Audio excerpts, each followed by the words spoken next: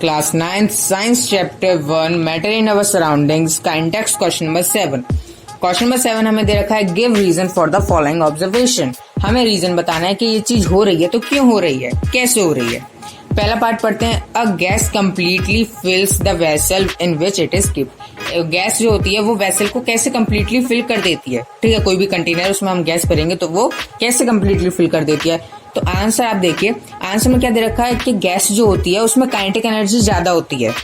ठीक है, और उसमें इंटरमॉलिक्यूल फोर्सेस कम होते हैं, है ना। उसमें यानी कि इंटरमॉलिक्यूल फोर्स क्या होती है, उसमें बॉन्ड जो होती है बॉन्डिंग वो वीक होती है। सॉलिड की बॉन्डिंग होती है बहुत टाइट, तभी तो आप वुडन चेयर वुडन टेबल उसको आप तोड़ नहीं पाते हो क्योंकि वो सॉलिड की बनी है। लिक्विड में उससे कम और गैसेस में सबसे कम इंटरमॉलिक्यूलर फोर्स होता है।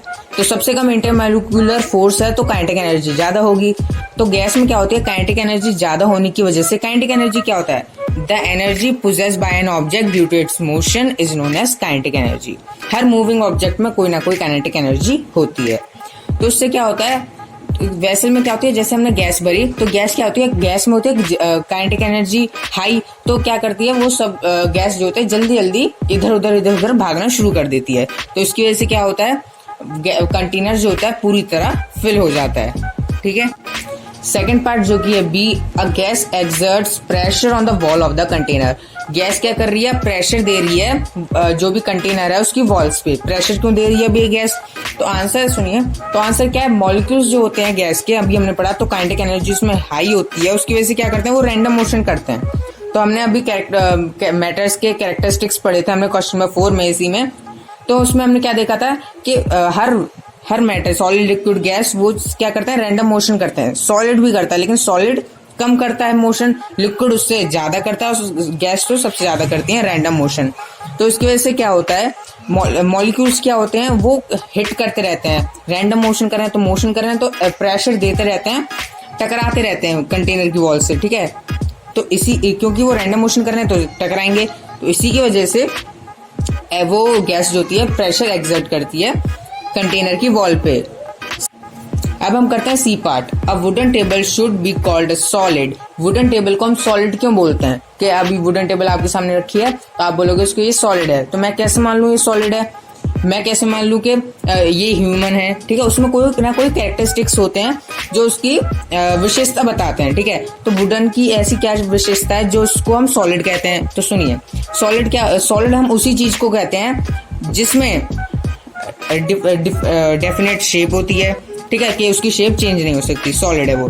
डेफिनेट शेप होती है, फिक्स्ड वॉल्यूम होता है, फिक्स्ड वॉल्यूम, डिस्टिंक्ट बाउंड्री होती है, इनकम्प्रेसिबिलिटी होती है, रिजिडिटी होती है। ये सब कैरेक्टरिस्टिक्स किसी चीज में है तो हम उसको कह सकते हैं हाँ ये सॉलिड है। ठीक है, वाटर और गैसेस में ये सब चीजें नहीं होती हैं। ठीक है, तो वुडन टेबल में ये सब प्रॉपर्टीज आती हैं, है ना। वुडन टेबल रिजिडिटी भी होती है, वुडन टेबल में रिजिडिटी भी होती है, डेफिनेट शेप भी होता है वुडन टेबल का, फिक्स्ड वॉल्यूम भी होता है उसका, और डिस्टिंक्ट बाउंड्री भी होती है और इनकम्प्रेसिबिलिटी भी होती है उसमें। ठीक है, तो हम क्या कहते हैं, वुडन टेबल क्या है, एक सॉलिड है।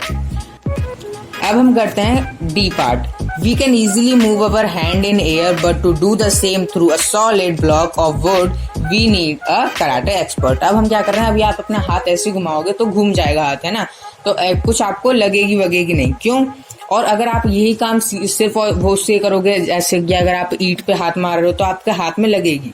ठीक है, ऐसा क्यों हो रहा है, क्योंकि हमने अभी इस क्वेश्चन में आपको आंसर पता चल गया होगा, क्योंकि गैस में क्या होता है, इंटरमॉलिक्यूलर फोर्सेस क्या होता है, अट्रैक्शन क्या होता है वो उसमें कम होता है गैस में। और ईंट क्या है, ईंट तो सॉलिड है, तो सॉलिड में इंटरमॉलिक्यूलर फोर्स ज्यादा होता है, उसकी वजह से ये होता है। इसलिए हम जब वो हवा में हाथ घुमाते हैं, गैस में हाथ घुमाते हैं तो मॉलिक्यूल्स क्या होते हैं वो हट जाते हैं उस जगह से जहां से हम हाथ हटा रहे हैं, कट कर देते हैं हम गैस को। लेकिन सॉलिड में ऐसा नहीं होता क्योंकि उसमें इंटरमॉलिक्यूलर फोर्सेस ज्यादा होता है। Thanks for watching this video. Like, share and subscribe my channel.